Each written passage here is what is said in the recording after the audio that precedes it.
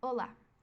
Hoje, para a disciplina de anatomia odontológica, iremos apresentar a anatomia dos molares inferiores, sendo nosso grupo composto por Ana Beatriz Turnul de Moraes Simão, Bianca Benassi Nogueira, Bruna Moreira Barrense Aleixo, Cristiane de Aguiar, Jaqueline Matuo Merlim, João Flávio Veronese Ventura, Carla Cecília Vasques Salvador, Miuá Tereza Noelane Churata Garcia, Natália Zappa, Pamiele Priscila Jorge Paes Landim, Romário Souza Miranda Júnior e monitorados por Natália de Mauro.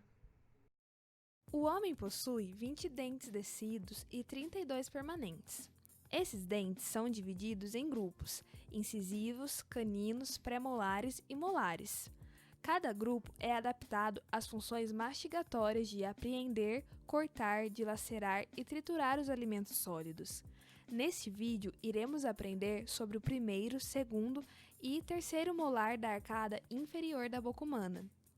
Primeiro, vamos abordar algumas características gerais dos dentes molares. Eles possuem a maior superfície oclusal de todos os dentes do arco inferior. Possuem de 3 a 5 cúspides principais.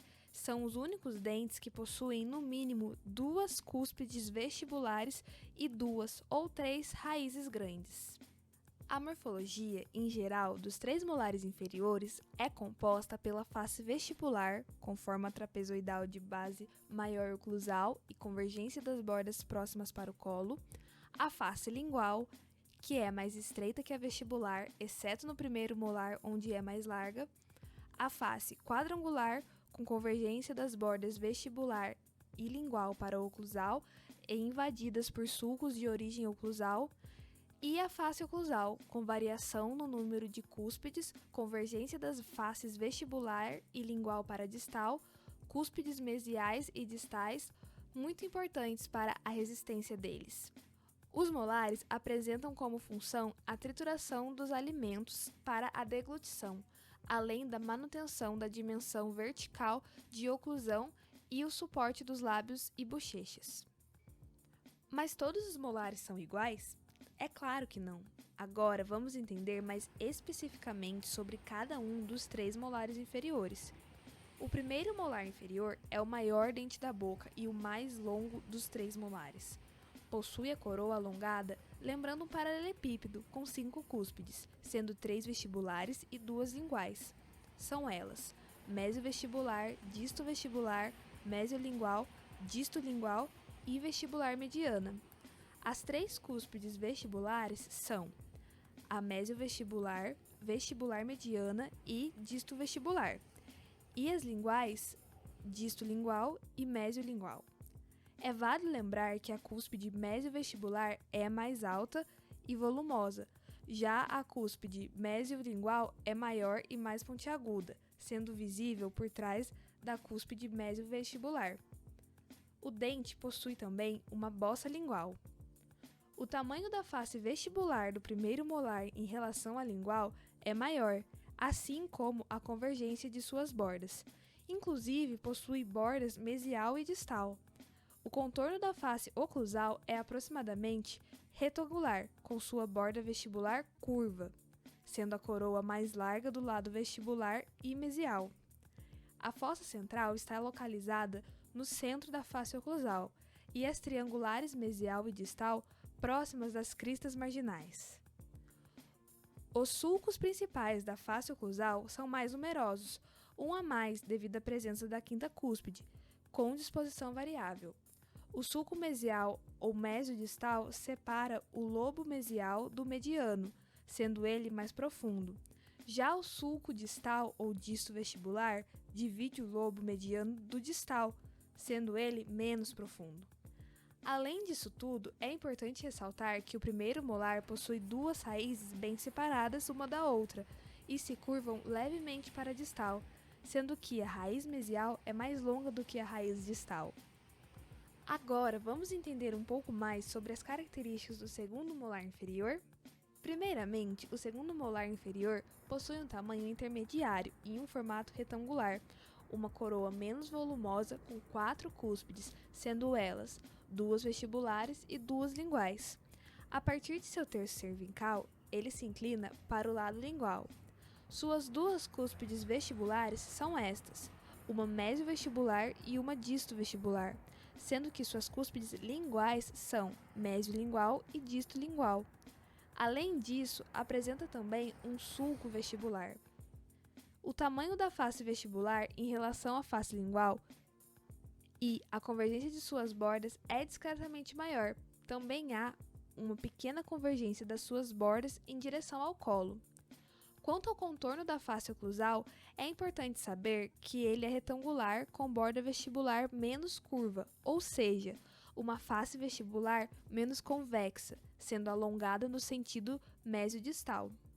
Os sulcos principais da face oclusal do segundo molar inferior estão em menor quantidade e com disposição cruciforme, além de serem menos evidentes. Possui 3 fóssulas, sendo 2 triangulares e uma quadrilátera, sendo ela central.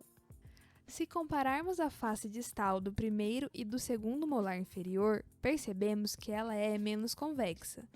As maiores diferenças entre eles estão na face oclusal. No segundo molar, o contorno retangular é mais nítido e as bordas estão paralelas. Há uma convergência de faces livres para a distal e as faces de contato para a lingual são menos acentuadas. As 4 cúspides estão simetricamente dispostas, bem como seus sulcos são retilíneos e formam ângulos retos ao se cruzarem no centro da face oclusal. Suas raízes estão mais juntas e elas são um pouco menores e menos divergentes que no primeiro molar. Além disso, o segundo molar não possui raiz distolingual, enquanto o primeiro tem.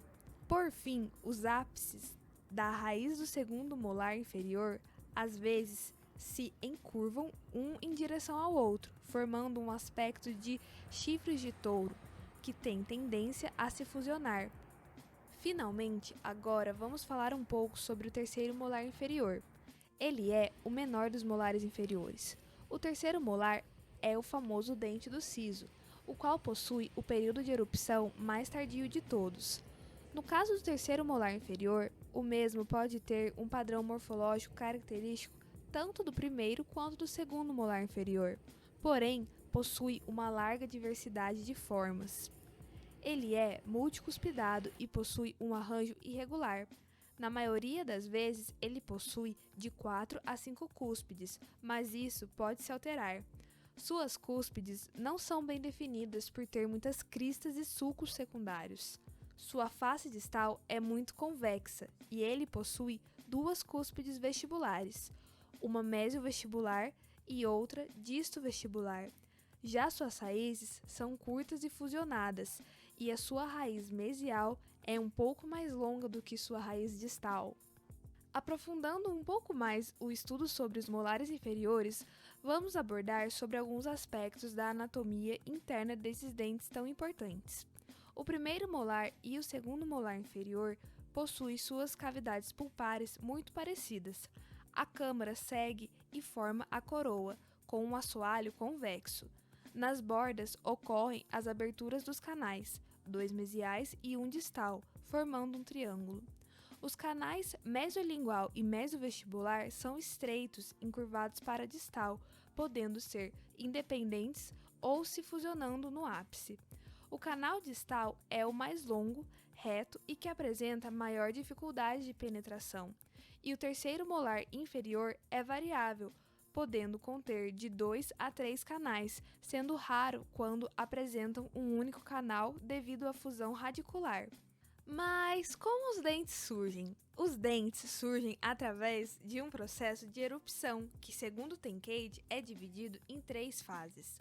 A primeira fase, a pré-eruptiva, o germe dentário movimenta-se de 2 maneiras. Uma parte fica estacionada, enquanto o restante continua o processo ou seu movimento. A segunda fase, a eruptiva, o dente em formação movimenta-se rapidamente até alcançar o plano oclusal. E a última fase, a pós-eruptiva, o dente realiza movimentos para acomodar-se ao crescimento interior dos maxilares. Quanto aos molares inferiores, Cada um dos três possuem períodos diferentes de erupção. O primeiro molar inferior permanente possui o período de erupção de 5 a 7 anos. O segundo molar inferior permanente possui o período de erupção de 11 a 13 anos. E o terceiro molar inferior possui o período de erupção de 17 a 20 anos. Outro tema importante que não podemos esquecer de citar é o papel e a influência dos molares na oclusal. Nos molares, as pontas das cúspides vestibulares dos dentes inferiores devem ocluir nas fossetas centrais dos dentes superiores, e as cúspides linguais dos dentes superiores devem ocluir nas fossetas centrais dos dentes inferiores. Mas como isso funciona? Todos os dentes devem ocluir com 2 dentes do arco antagonista, com exceção do terceiro molar. As duas cúspides linguais dos molares superiores ocluem, respectivamente, com as fossetas central e distal dos molares inferiores. O terceiro molar geralmente tem só um contato porque raramente possui mais do que uma cúspide lingual, somente a mesiolingual. E qual é a importância? Esse contato direciona as forças provenientes da mastigação ao longo do eixo dos dentes. Isso traz estabilidade aos dentes no arco inferior mandibular contra o arco dental superior maxilar. Nesse contato do tipo dente a dente ou cúspide e fosseta, a ponta da cúspide não oclui com as cristas marginais e, portanto, não força o alimento para a ameia e para o espaço interdental. Com isso, previne a impactação alimentar entre os dentes e, consequentemente, protege a papila gengival.